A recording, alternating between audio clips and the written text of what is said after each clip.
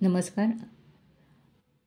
आता पाहूया, बुध जर द्वितीय स्थानात असेल किंवा धनस्थानात असेल तर तो त्या व्यक्तीला काय ऐश्वर्य देऊ शकतो.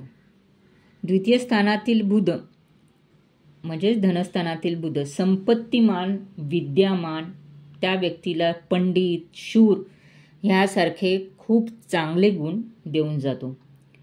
शुभसंबंधित बुध असता उत्तम वाचाशक्ती, असे लोक नट, वकील, खूप चांगले वक्तृत्व करणारे अशी लोक असतात.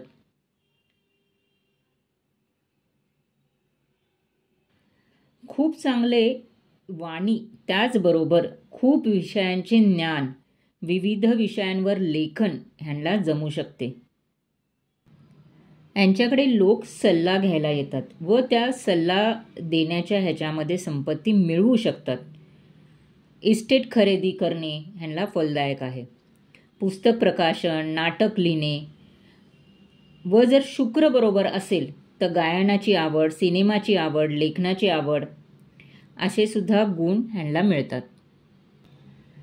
ही लोक शिकवण्या घेणे, दलाली करणे, कारकुनी, स्टेशनरी चालवणे, प्रिंटिंग प्रेस, कॅशियर्स ह्या असे मार्ग निवडले तर खूप लवकर ह्यांना सक्सेस मिळतो.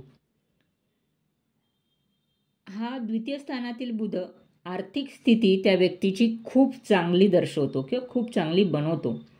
यांना पैसा कमवण्याची कला खूप चांगल्या प्रकारे अवगत असते आणि हे सहजरित्या पैसे कमवतात. हे आपल्या बुद्धिमत्तेचा व्यावहारिक उपयोग करून पैसा कमवतात व लोकांमध्ये सुद्धा आकर्षक असतात.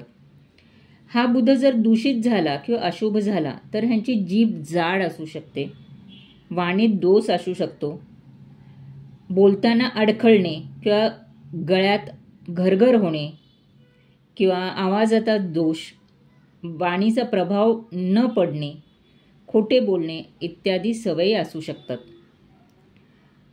खोट्या सह्या करणे, दस्तावेज वगैरे ह्यांमध्ये हे बळी पडू शकतात.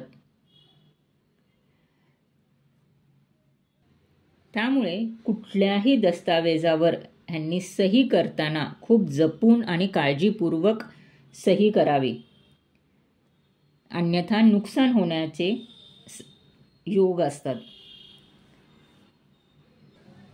अशी लोक खाण्यापिण्यामध्ये सुद्धा खूप चौकस असतात, खूप चिकित्सक असतात. तर हा शुभ बुध त्या व्यक्तीला खूप चांगले धन व ऐश्वर्य देतो, तर अशुभ बुध वाणीमध्ये काही दोष किंवा